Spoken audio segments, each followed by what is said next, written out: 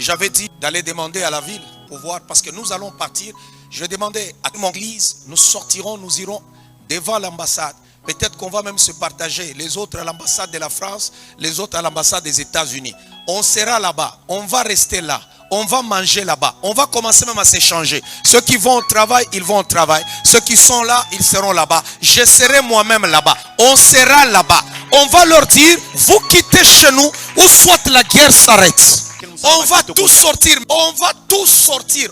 On est nombreux, hein. Je vous dis que si tout le monde, faites passer le message à tout le monde pour dire à tout le monde, nous serons là. Je vais vous donner le jour où on va sortir. Nous allons seulement à l'ambassade, on s'assoit et on commence à faire notre culte. Et on est là, on tape le tam-tam, nous chantons, nous sommes là.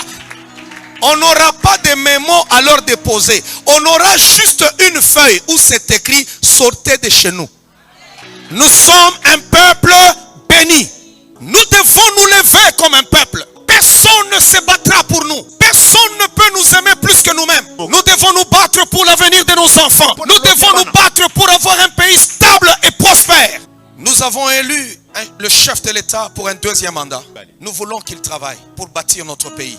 Mais ces gens veulent l'empêcher de travailler.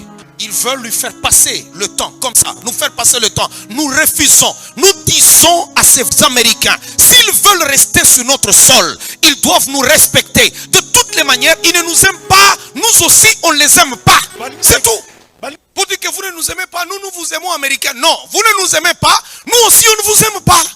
Ce sont eux qui causent tout ce problème. Ils sont en train de nous tourner en bourrique. Mais ce sont eux qui sont à la base de tout ce qui se passe, de tout ce qui nous arrive. Qui nous laisse avec notre Congo. Ouais, nous n'avons pas besoin d'eux. Mais nous pleurons.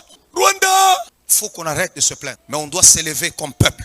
On doit se tenir debout. On doit montrer à tous ces Occidentaux que nous sommes un peuple fort et fier.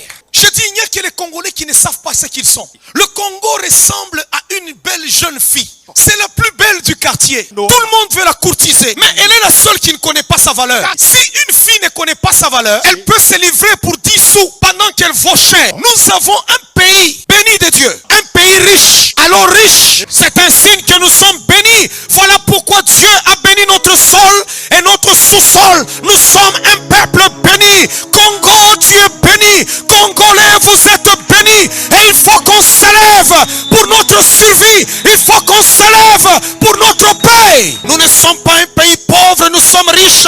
Et nous allons palper cette richesse-là au nom de Jésus-Christ de Nazareth. Et pendant que le peuple se tient debout cette fois-ci, je pense que ça sera la fin même de la misère. Vous devez être capable de dire à ces Français-là sans complexe, sortez de chez nous. À ces Américains, sortez de chez nous. Même s'ils ne sont pas là, nous continuerons de vivre. Ce sont eux qui ont besoin de nous. Ce sont les Américains, les Français et les Anglais qui ont besoin de nous. Nous n'avons pas besoin d'eux. Lorsque les Congolais et les Africains voyagent dans ces pays-là, c'est pour aller prendre des photos.